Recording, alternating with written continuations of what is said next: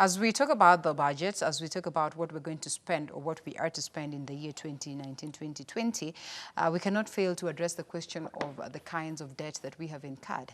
And the debts that, again, we're looking forward to, to incur. Of course, nothing to be happy about. And there's a story highlighted on the Business Daily right here. It says that there's now pressure on the taxpayers as SGR loan falls due. And Kenya is basically gearing up for bigger loan repayments to China as 5-year grace period that Beijing extended to Nairobi for the standard gauge railway SGR funds ends. What does this mean? The other time we're just going for an extra or for more, funds for SGR. Of course, we were denied at that particular time. And I'd love to hear what you have to say about that kind of denial that we got. Did we discuss that last week? No, we did not. But looking at this, we sort of forgot that, yes, we still had another loan on the, the first phase of SGR, and we went to incur another one. Yet we're not even able to sustain this or even to pay this, and the time is elapsing. Could it have informed the move by China as to not giving us that particular loan?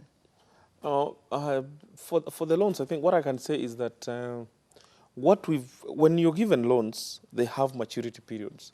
And the first Eurobond that we took and some of the SGR loans, part of the repayments are actually coming due now. Mm-hmm. And the government for the last 6 or so months has been working on a way they can be able to have enough money to repay the loans. Mm-hmm.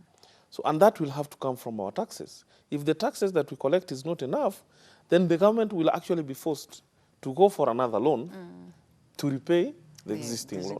And I know that is what the government is planning to do. Remember, a month ago or so, Treasury CS Rotich said they are going for another Eurobond to collect, I think, 150 billion or so. Yeah. And the idea is to get the money, repay the existing loans because they're actually due, and the government cannot default.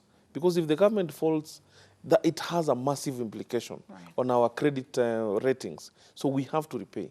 So at the end of the day, they will either borrow, because we are not collecting enough, and once they borrow, of course, that will be another loan. They will have sorted out part of the loan, but we will still have the loan. And it even happens in real life. The moment you start taking loans, half of the time is you will find yourself borrowing to actually repay the loans. So you're just moving forward the payment period. As for the SGR loan, I think the president came out clearly and said one of the agendas in China was not to push for that loan. Right. And as I think we've discussed here before, that this is not a new loan. There was an earlier agreement that we are building SGR from Nairobi to Malaba. But because it was so expensive, they decided to break it down into phases. So phase 1 has been done from Mombasa to Nairobi. Phase 2A has been done from Nairobi to Naivasha to reach the port that they want to build there. So they want to do phase 2B from Naivasha to Kisumu. So it's not like they are going to negotiate for a new loan. Yes. This is something that is in the books. But probably it has not gotten to the point where they want to engage. And probably the Chinese government is fearing that Uganda has not engaged us fully. Because the whole idea of us taking the railway line to Kisumu, then Malaba, is for Uganda to benefit. Remember, Uganda have also applied for a similar loan to push the SGR from Malaba to Kampala. So there are so much complexity in terms of how those loans are processed. Probably that is why it is happening. But I always get jittery and very sad when you see part of the politicians actually celebrating that, the president and the former prime minister were not able to get the loan. It's not something to celebrate about. It is a development project that we have to complete. Otherwise, it will be a white elephant.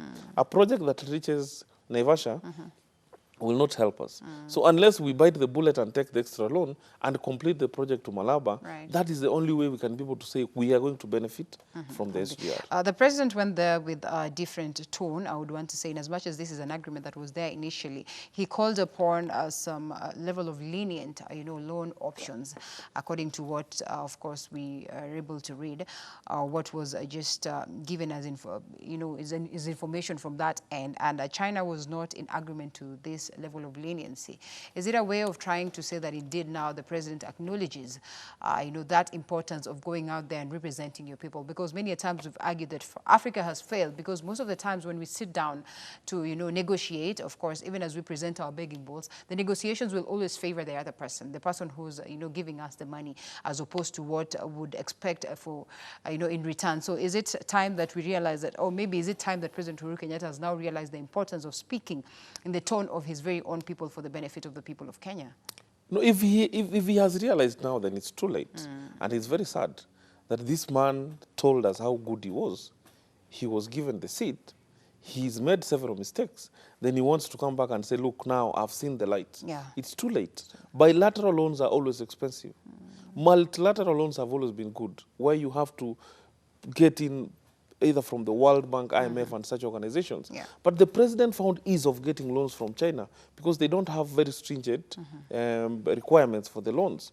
So unless he's negotiating for new loans, trying to get a lower interest rate, that works. But for the existing loans and the existing agreements, it will be difficult for us to negotiate. Yeah. Probably should just let it off either way.